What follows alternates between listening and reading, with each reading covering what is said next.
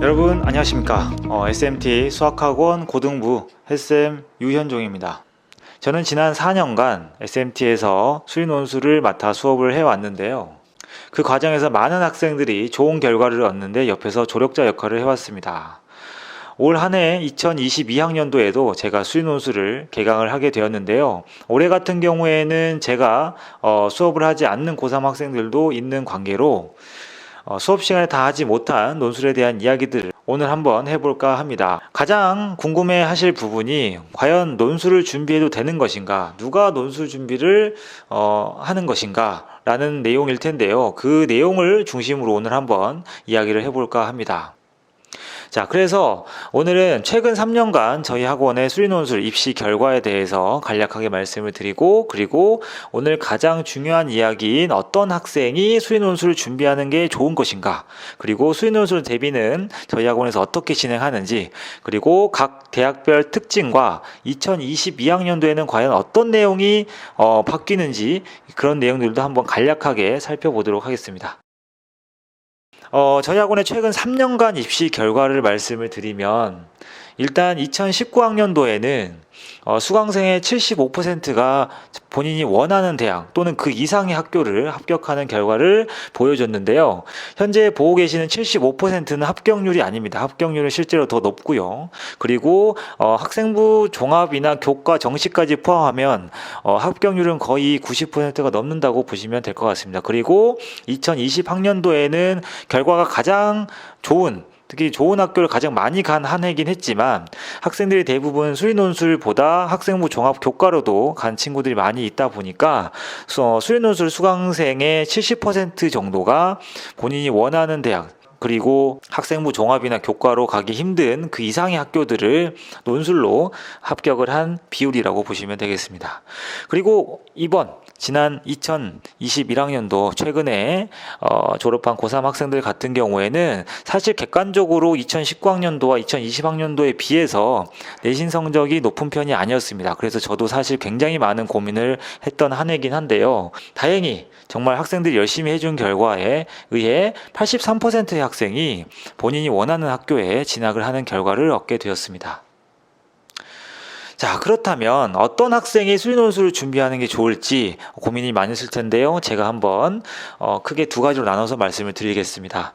수리논술은 일단 첫 번째로 주변에서 보통 수학을 굉장히 잘한다는 이야기를 듣는 학생들이 있죠. 그 학생들이 지원을 하는 게 맞습니다. 내신으로 갈 수 있는 대학, 즉 예를 들면 내신이 2점대에서 3점대 정도 나오는데 수학은 내신도 1, 2등급, 모의고사도 1등급에서 2등급 왔다 갔다 하는 친구들 같은 경우에는 그 학생들 중에는 감각이나 또는 굉장히 수학을 집중적으로 많이 하는 노력파 친구들이 많이 있는데, 그 학생 같은 경우에는 사실 학생들의 성향을 파악을 해서 한양대와 성균관대, 시립대, 경희대, 아주대, 인하대 등을 지원하는 전략을 세우기도 합니다. 이 결과 재원생들의 입시 결과는 매년 한양대는 계속 합격생이 나오고 있고요. 당연히 시립대도 마찬가지고 경희대는 당연하고 성균관대, 건국대 등도 계속 합격을 하고 있습니다. 그리고 이 학생들은 보통 평균이 내신 2점대에서 3점대 중반까지 분포가 되어 있는 친구들인데, 그리고 두 번째로 현재 내신으로는 학생부 종합이나 교과가 힘들다는 건 예를 들어서 나는 소위 말하는 인서울 상위권 대학을 중상위권 대학을 가보고 싶은데 내신이 예를 들어서 3등급이나 4등급 정도가 되다 보니까 원하는 학교에 지원을 하기 힘든 경우에는 사실 학생부 종합 같은 경우에 상향 지원은 굉장히 확률이 낮다고 볼 수 있습니다. 그렇기 때문에 대안으로 찾을 수 있는 것이 이제 논술인데, 가톨릭대나 성신여대, 서울여대, 한국산업기술대나 가천대, 한양대, 에리카 등을 지원할 수 있는 전략이 있습니다. 특히 가천대 같은 경우에는 보통 작년까지는 많이 적성을 지원을 했는데 올해부터 가천대, 그리고 고려대 세종캠퍼스, 수원대가 적성을 폐지를 하면서 모두 다 논술로 학생을 뽑게 되었습니다. 가천대 같은 경우에는 올해 실시하는 대학교 중에서 가장 많은 인원을 논술로 선발을 합니다. 850명 정도 정도 선발을 하는데 3, 4등급 대 학생들이 충분히 노려볼 만한 그러한 학교라고 볼 수 있고, 전체 내신이 3, 4등급이고 예를 들어서 수학 등급도 2, 3등급이나 모의고사도 3등급 안팎을 왔다 갔다 하는 그러한 수준이라면 가천대나 한양대 에리카 같은 경우에는 충분히 합격할 수 있는 그런 상황입니다. 작년에도 모의고사가 3, 4등급 나오던, 그리고 내신이 4점대가 나오던 친구도 한국산업기술대를 최초합으로 들어가는 경우, 그리고 한양대 에리카 합격한 친구들도 있어서, 그리고 성신여대도 마찬가지고요. 충분히 해볼 만한 학교들이라고 볼 수 있습니다. 재원생의 입시 결과 역시 단국대나 가톨릭대, 선신여대 등을 많이 합격을 하였는데요. 물론 이 학생들 내신 때의 모든 학생들이 합격을 할 수 있는 건 아니고, 첫 번째, 이 학생들이 수학을 제대로 공부하고자 하는 강렬한 의지가 첫 번째고, 두 번째로는 그 의지를 가지고 저와 함께 공부를 하면서 제가 학생들의 각각 장단점을 모두 파악을 하게 됩니다. 이 학생이 어떤 부분에서 강점을 보이고 어떤 부분에서 약점이 있는지, 그렇게 되면 이 학생의 문제 푸는 스타일과 강한 부분, 예를 들어서 확통을 강하면 확통이 잘 나오는 학교, 그리고 미적분을 좀 잘하는 편이면 미적분이 주로 나오는 학교들, 이렇게 학교들마다 성향이 있는데 그 학교들에 맞춰서 원서 접수를 한다면 충분히 가능성을 더 높일 수가 있어서 앞에서 보신 대로 굉장히 높은 합격률을 자랑할 수 있었던 이유였던 것 같습니다. 자, 그리고 과연 수리논술은 어떻게 준비를 해야 하는 것인가? 사실 이 내용은 학부모님들과 학생들과 개별 면담을 통해서 컨설팅을 진행하는 게 가장 정확합니다. 왜냐하면 이 내용은 굉장히 포괄적인 내용인데 학생들마다 현재 처해 있는 상황, 즉 현재 가지고 있는 내신 성적과 그리고 목표하고자 하는 대학, 그리고 수학적인 감각, 어떤 문제 푸는 능력들이 다 다르기 때문에 그런 부분들은 개별적으로 상담이 필요합니다. 따라서 그런 내용은 학원으로 따로 연락을 주시게 되면 제가 상담을 드리도록 하겠습니다. 그래서 지금 보시는 내용은 가장 기본적인 내용이고요. 몇 가지 예는 좀 이따가 제가 한번 예를 들어서 설명해 드리도록 하겠습니다. 그래서 세 번째로는 과연 수리논술은 준비를 어떻게 하는 게 가장 좋을까라는 건데, 저 같은 경우에 그 해의 어떤 추세, 트렌드, 그리고 수강하는 학생들에 맞춰서 진행을 하는 편인데, 올해 같은 경우에는 3, 4월 3월에 좀 시작을 하게 됐는데 3, 4월에는 수능과 논술 사이라는 주제로 수업을 진행을 하게 됩니다. 제가 작년부터 시작을 하게 된 건데요. 뭐냐면 현재 수리논술의 문제의 출제 경향이 수능에 나오는 개념, 수능 유형, 즉 모의고사 문제 유형을 서술형으로 푸는 듯한 어떤 느낌의 문항들이 굉장히 많이 출제가 되고 있습니다. 특히 뒤에 이제 제가 대학별 분석을 보여드릴 텐데, 최상위권 대학, 즉 논술로 갈 수 있는 최상위권 대학이 이제 한양대나 서강대 같은 그런 학교들인데, 연세대가 있죠.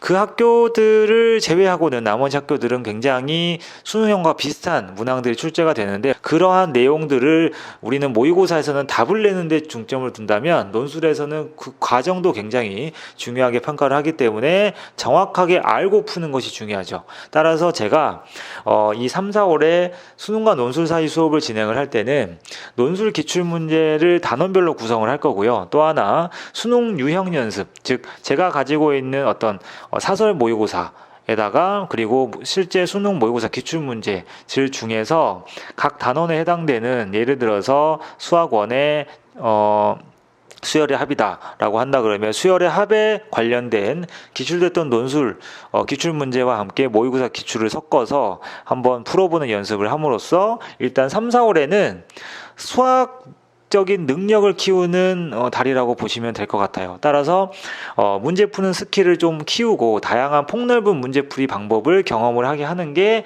가장 주된 목적이라고 할 수가 있고, 밑에 보시는 문제는 실제 제가 작년에 사용했던 문제 중에 하나인데 수능과 논술 사이라는 제목의 문제입니다. 그리고 5월에서 8월 사이에는 이제 실전 감각을 익히면서 각 학교별로 각 학교의 풀세트, 즉 모든 문항에 들어있는 한 세트 100분에서 120분 정도의 소요되는 그러한 논술 문제들을 풀어보면서 실전 감각을 익히고, 이 과정에서 제가 학생들별로 파악을 하게 됩니다. 이 학생이 이 학교 문제 유형에 조금 강한 편이구나. 그리고 이 학생이 이 단원, 이 과목을 좀 잘하는 편이구나. 예를 들어서 재작년에 어떤 한 학생은 확률 통계를 굉장히 좋아하는 학생이 있었어요. 근데 그 친구가 확률 통계를 잘하고 잘 풀었었기 때문에 그때 당시에 홍익대에서 확률 통계 문제가 굉장히 많이 출제가 되었었거든요.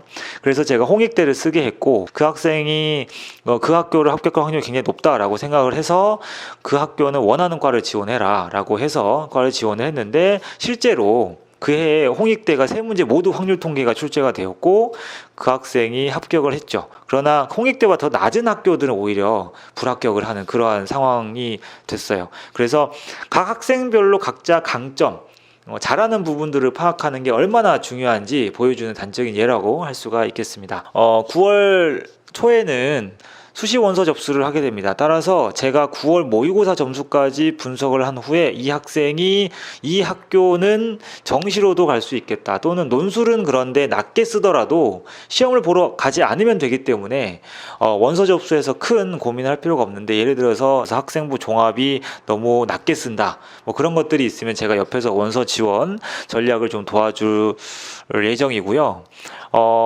그 과정에서 이 학생이 지원하고자 하는 학교들을 제가 지금 3월부터 8월까지 누적했던 그 학생의 답안지, 채점 결과, 그 데이터베이스를 가지고 어느 정도 학교를 지원하는 게 좋겠다라는 것들을 개별로 추천을 해주게 됩니다. 따라서 그 과정에서 제가 그냥 이 학생에게 너는 여기를 쓰는 게 좋을 것 같아가 아니라 정확하게 6개를, 논술을 몇 개 쓰고 어디 쓰는 게 좋고, 상담 받아온 결과를 가지고 학종은 어떤 것들을 쓰는 게 논술하고 같이 조합을 했을 때 확률이 좀 높을 것 같다, 또는 정시까지 생각했을 때 후회 없는 결과를 얻을 것 같다라는 그러한 결과들을 상담을 통해서 진행을 할 거고요. 이런 과정에서 제가 작년 같은 경우에도 이렇게 답안지 첨삭을 계속 진행을 하면서 학생들에게 계속 제공을 하고, 물론 지금 있는 답안지 역시 충분히 잘 쓴 답안지입니다. 그런데 조금 더 잘 썼으면 하는 그러한 욕심에 제가 이제 조금씩 첨삭을 해서 필요할 부분, 꼭 필요한 부분을 넣어야 하고, 필요 없는 부분은 굳이 쓸 필요가 없는, 사실 논술 시험을 푸는데 시간이 많다고 생각하는 것도 착각이거든요. 왜냐하면 논술을 푸는데 실제로 학생들이 경험해보면 시간이 남는 학생들은 거의 없습니다. 따라서 이 시간 안에 고민도 많이 해야 하고 하기 때문에, 실제로 이런 문항을 보면, 이렇게 생긴 문항을 보면 채점 기준이 어떻게 생길 것인지까지 학생들이 볼 수 있는 그러한 눈이 트이도록 제가 수업 시간에 진행을 할 예정입니다. 그리고 저만의 수능논술 지원 전략 컨설팅이 아까 말씀드린 대로 진행이 되는데요. 수학적인 능력과 장단점을 파악한 후에 그 학생과 출제 유형이 비슷하거나 수준이 비슷한 학교들을 주로 추천을 하게 됩니다. 물론 가장 좋은 건 포괄적인 다양한 과목을 잘 푸는 게 가장 중요할 텐데, 때에 따라서는 어떤 학생들은 특정 과목, 아까 말씀드린 대로 확통이면 확통, 미적분이면 미적분에 대해 강점을 보이는 경우가 있어서 그런 학생들은 그에 맞춰서 제가 지원 전략을 세워줄 예정이고요. 그리고 또 하나는 논술만 전부 다 6개를 쓰는 학생도 있겠지만 대부분이 학생부 종합과 이제 결합해서 쓰기 때문에 학생부 종합과 교과의 어떤 가능성을, 여러 컨설팅을 받은 결과를 저에게 가지고 오면 그걸 가지고 그러면 이 학교는 학생부 종합을 쓰는 게 차라리 낫겠다, 또는 논술을 쓰는 게 더 유리하겠다라는 것들을 제가 학생들에게 이야기를 해줄 수가 있습니다.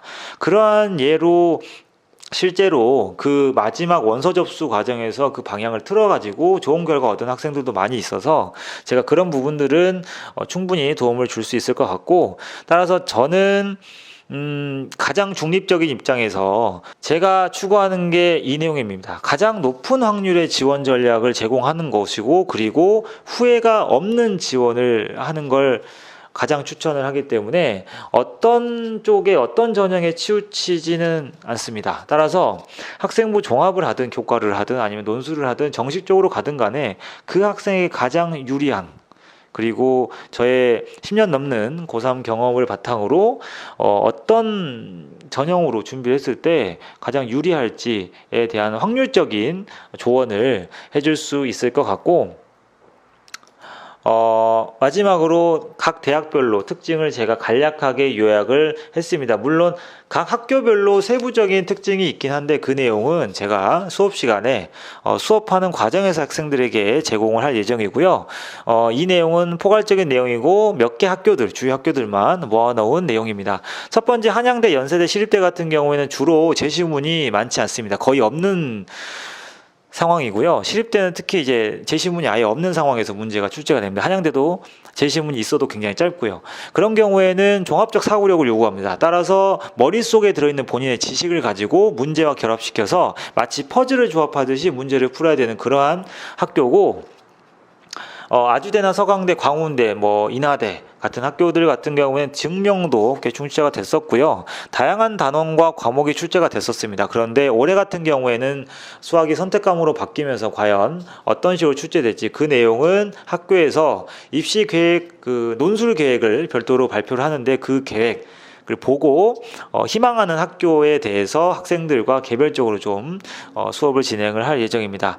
그리고 성신여대나 가톨릭대, 에리카 정도의 학교들은 아주 어려운 내용이 나오진 않습니다. 기본적인 수학적 내용부터 모의고사 4점 정도, 4점이 굉장히 어려운 킬러 문항의 4점이 아니고 중간 난이도 정도의 4점 문제들로 무난하게 출제가 되는 편이고요. 중앙대나 성균관대는 한양대, 연세대, 시립대, 아주대, 서강대, 광운대 만큼의 난이도가 사실은 아니긴 한데, 물론 광운대 같은 경우에는 난이도가 좀 쉬운 편이긴 합니다. 그런데 서강대하고 아주대 난이도보다는 중앙대, 성균관대가 좀 쉬운 편인데 대신에 문항수가 좀 많습니다. 따라서 주어진 시간 안에 빠르게 문항을 풀어내야 하고 과학 탐구도 같이 들어있기 때문에 과학 논술을 병행한다면 중앙대, 성균관대까지도 노려볼 수 있는 그러한 상황이고요. 한국산업기술대 같은 경우는 사실 논술을 실시하는 학교 중에 조금 하위권 대학에 속하긴 하는데 실제로 모의고사 3점 수준하고 수학원, 수학2 그리고 확통 위주로 지난해까지 출제가 됐었습니다. 그래서 올해에도 큰 이변 없이 이런 식으로 출제가 될 전망이고요. 이러한 내용에다가 각 학교별로 제가 기출문제를 학생들과 풀면서 이 학교의 문제 스타일은 이렇다. 그래서 이 문제 스타일이 본인과 너무 안 맞으면 사실은 쓰기 힘든 상황이기 때문에 학생들도 그 학교별로 문항의 특징들을 파악하고 그리고 자신이 실제 채점 결과를 가지고 과연 이 점수 때문에 내가 합격할 수 있을까라는 것도 수업 시간에 같이 경험을 하게 됩니다.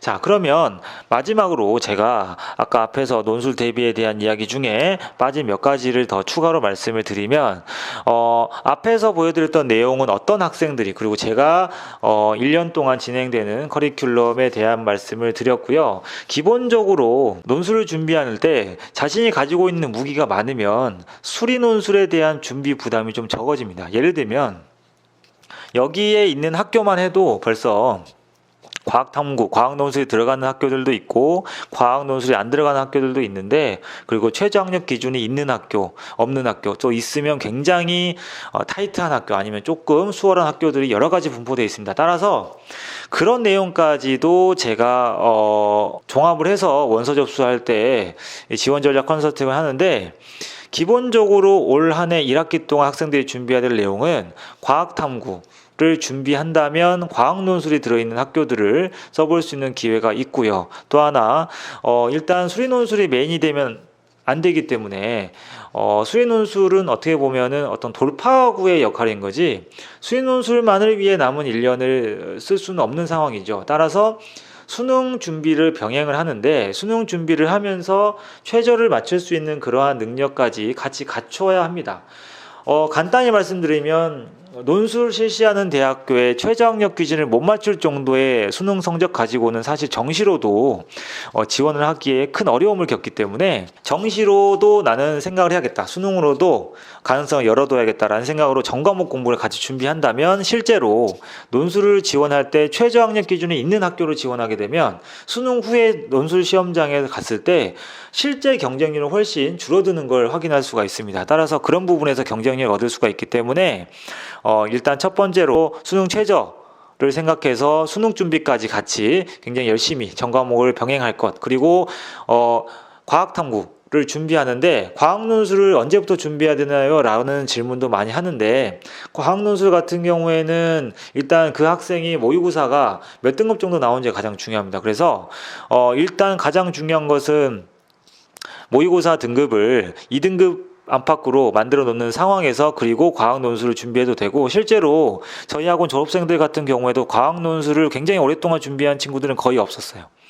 사실은 굉장히 중요한 게 수학 논술이기 때문에 과학 논술 같은 경우에 중간중간에 내신 기간이 아닌 그 중간중간에 어떤 특강식으로 따로 가서 듣고, 그래서 이렇게 준비하면 되는구나 라는 감을 얻고 난 뒤에 학생들이 대부분 기출문제를 따로 뽑아서 혼자 준비하는 학생들도 많았는데, 기본 전제는 그 친구들은 대부분 모의고사 점수가 탐구가 2등급 이상은 나오는, 안팎으로 나오는 친구들이었다는 거 참고하시면 좋을 것 같고요. 그래서 과학논술 같은 경우는 굉장히 급하게 생각할 필요 없이, 일단은 과탐 모의고사 점수가 내가 과학논술을 최소한 시험 보려고 하는 과목은 2등급 선까지는 끌어올린 상태에서 그 다음에 준비를 해야 효과가 있는 상황이기 때문에 그런 식으로 일단 과학탐구 공부까지 같이 병행한다면 일석이조겠죠. 일석삼조라고 할 수 있겠네요. 과학 논술도 쓸 수 있고, 그리고 모의고사 점수도 올리니까 최저도 맞출 수 있고, 그러면 수능까지도, 정시까지도 생각을 할 수 있는 그러한 가능성이 있다고 보시면 되겠습니다. 수학을 굉장히 잘하는 학생들이 논술로 합격을 하는 건 맞습니다. 그러나 그런 학생들만 합격하는 건 아닙니다. 그걸 여러분들의 많은 졸업생 선배들이 증명을 하였고, 2021년에도 수학을 열심히 공부하고 절실히 준비하는 학생들이 저와 함께 한다면 수리논술은 여러분들의 대학 입학에 있어서 가장 큰 열쇠가 될 것이고, 후회 없는 결과를 얻게 될 것입니다. 지금까지 SMT 수학학원 고등부 햇쌤 유현종이었습니다. 감사합니다.